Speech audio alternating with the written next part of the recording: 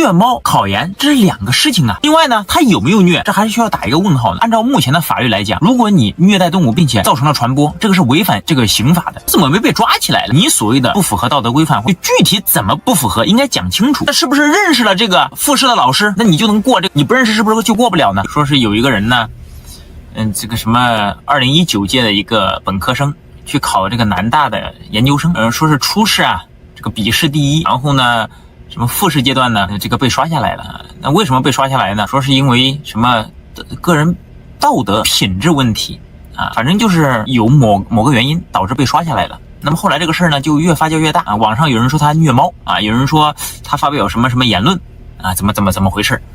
当然我说的南大指的是南卡罗来纳大学啊，大家不要自我代入啊，我说的是南卡罗来纳大学。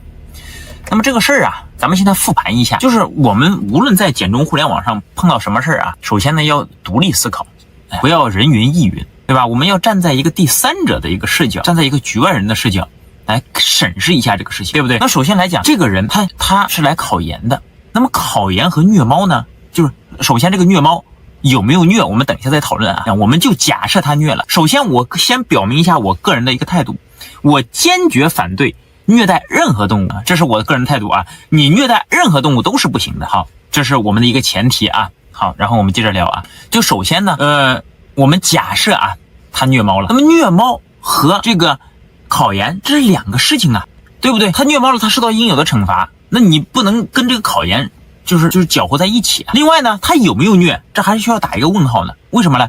然后网上现在整个简中互联网上全部都说他虐猫了，那关键是他虐猫了，按照目前的法律来讲，如果你虐待动物并且造成了传播，这个是违反这个刑法的。那如果他虐了，我挺好奇的，他怎么没被抓起来了，对吧？这个事情发酵的这么大，他为什么没被抓起来？这我想不通啊，我不清楚这是为什么。就是说有很多人在简中互联网上喷我，说我怎么着啊，说什么认同他什么。首先我不认同虐猫，我也不认同虐待任何动物。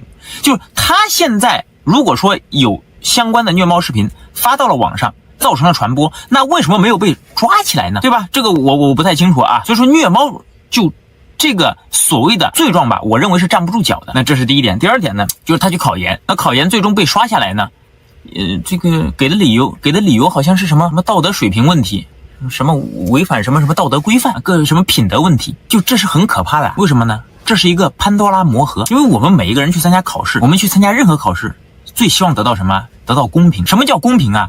就首先你的录取条件要是公开的，无论是你考试要考多少分，还是说你要符合哪些条件，不应该是个黑盒子，而是应该公开的，对不对？你不能说因为这个人他过去有了某项所谓的历史，然后呢你就因为这个原因把他给回绝掉，那你应该在事前告知啊，而不是说事后在网上套一个东西，那这个是肯定不行的。所以这是有悖公平性原则。就什么叫考试啊？那考试就是你把这个规矩1、2、3、4、5，你应该达到什么条件都列清楚，大家会根据你这个条件来自我审视，我能不能考得上。我们都知道考研申请学校申请的这个数量是有限的，对吧？那么如果你现在玩一个黑箱，那么就意味着别人丧失了在其他学校考研的机会，这是对考研这个人本身的利益的一种侵犯。所以说作为学校呢，你应该把这个你所谓的不符合道德规范或者不符合什么品德水平，就具体怎么不符合应该讲清楚，那否则这个就是个潘多拉魔盒。为什么呢？那么以后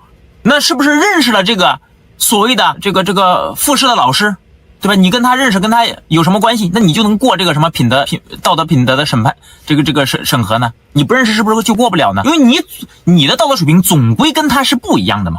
那只要是不一样的，谁是完人呢？谁都不是完人。你只要有跟他不一样的，他就往上套着一个什么你道德水平不合格，就把你给回绝掉了。那这个对于我们学生来讲公平吗？所以说我不知道为什么这个有这么多人，尤其是微博上啊，上千条评论，这么多人骂我，说我怎么着。我觉得这个就虐不虐猫这个事情啊，在整个事件中是我觉得是相比较而言是不重要的。相比较而言，我并不是很关注这个，我更关注的就是说，你做一个这么大的一个学校，南卡罗来纳大学，对吧？你去招研究生，对吧？南卡罗来纳大学也是一个很好的大学了，你招研究生呢，对吧？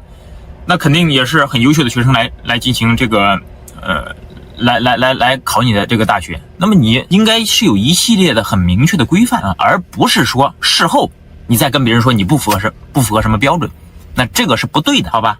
好，这是第一点。第二点呢，就首先呢，就人家有没有虐，你说虐了，我说没虐，对吧？那这个就没意思了。当然了，我只是说这个事情本身啊。我只是说这个事情本身，我没有看过那个视频。那么你说虐了，我说没虐，咱们一直打嘴仗没意思，对不对？那他的视频也是拍下来的，在网上呢也是这个公开的，对不对？那包括呢相关部门也进行了这个所谓的调查吧，我在网上也看到了相关新闻。那么最终这个哥们儿是没有被提起公诉的，就这哥们儿就是他是没有这个受到法律的这个叫他是没有违法的，所以他没有违法，就是你搁这说虐，那实际上他并没有违反相关法律啊。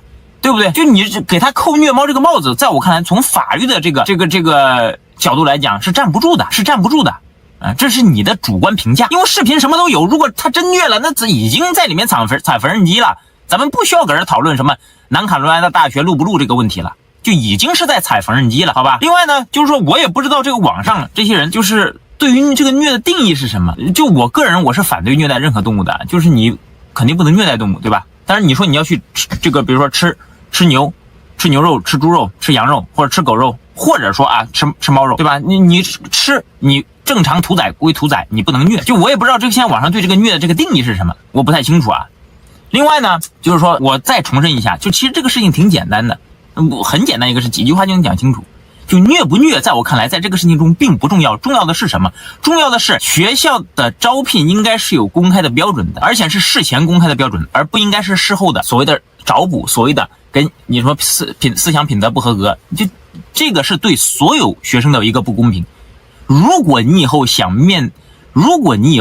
去面对一个公平的一个考试环境，那么你就应该让南卡罗来纳大学公开它的这个招聘标准，非常明确的招聘标准，而不是说含糊其辞，能明白吗？否则这个潘多拉魔盒打开之后，是对于我们所有人的不公平，能不能明白？反而虐不虐猫在整件事情中并不重要。当然我不是说能虐待动物啊，千万不要断章取义，我是说的这个事情本身，能明白吗？所以我不知道为什么那么多人搁微博上喷我，好家伙，这个我说实话，我觉得我才是为了这个学生的这个公平，就整个学生群体的一个公平性来考虑的，对不对？不要输出情绪，你应该是即使你站在你自己的利益的这个视角来看，你也是应该让校方公开他的所谓的道德标准是什么，而不应该是一个黑盒子，能不能明白？